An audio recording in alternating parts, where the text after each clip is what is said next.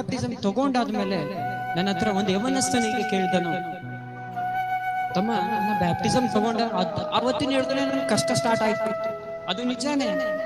ನೀನ್ ಯಾವಾಗ ನೀನ್ ಬ್ಯಾಪ್ಟಿಸಮ್ ತಗೊಳ್ತಿ, ಯಾವಾಗ ದೇವರಿಗೋಸ್ಕರ ಒಂದು ಹೆಜ್ಜೆ ಇಡ್ತೀಯೋ ಅವಾಗ ನೀನು ಕಣ್ಣೀರು ಬರುತ್ತೆ, ಹೋರಾಟ ಬರುತ್ತೆ, ನಿಂದೆ ಬರುತ್ತೆ, ಅವಮಾನಗಳು ಬರುತ್ತೆ.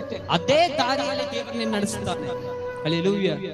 ಯೋಬನ ಜೀವಿತವನ್ನ ನೋಡ್ಬೇಕಾದ್ರೆ ಆತನ ಬಗ್ಗೆ ನಾನೆಲ್ಲ ಕಡೆ ಪ್ರಸಂಗ ಮಾಡ್ತೀನಿ. ಯಾಕೆ ಅಂತಂದ್ರೆ ಆ ಯೋಬ ಅಧ್ಯಾಯ ಹೇಗಿದೆ ಅಂತಂದ್ರೆ, ಆತನು ಮೊದ್ಲೇ 1ನೇ ಅಧ್ಯಾಯದಲ್ಲಿ ಆತನ ಎಲ್ಲ ಕಳ್ಕೊಳ್ತಾನೆ. ಅವನಿಗೆ ಇರುವಂತ ಕುರಿ, ದನ, ಇರುವಂತ ಮಕ್ಕಳು ಎಲ್ಲ ಕಳ್ಕೊಂಡ್ಬಿಡ್ತಾನೆ. ಅದೇ 2ನೇ ಅಧ್ಯಾಯದಲ್ಲಿ ನಾವು ನೋಡ್ಬೇಕಾದ್ರೆ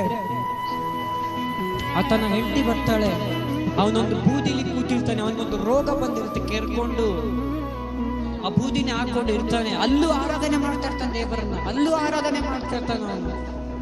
ಅವಾಗ ಆ ಯೋಬನ ಹೆಂಡತಿ ಬಂದು ಕೇಳ್ತಾಳೆ, ಇನ್ನು ನೀನ್ ಅರ್ಥ ನೀನ್ ಬಿಟ್ಟಿಲ್ವಾ? ಇನ್ನು ನೀನ್ ದೇವರನ್ನ ನೀನ್ ಇನ್ನು ಬಿಟ್ಟಿಲ್ವಾ? ನನ್ನ ಮಕ್ಕಳು ಸತ್ರು, ಎಲ್ಲ ಮನೆ ಹೋಯ್ತು, ಕುರಿ ಹೋಯ್ತು, ದನಗಳು ಹೋಯ್ತು, ಏನೇನೋ ಆಯ್ತು ಲೈಫಲ್ಲಿ, ಇನ್ನು ನೀನ್ ದೇವರನ್ನ ಬಿಟ್ಟಿಲ್ವಾ ಅಂತ.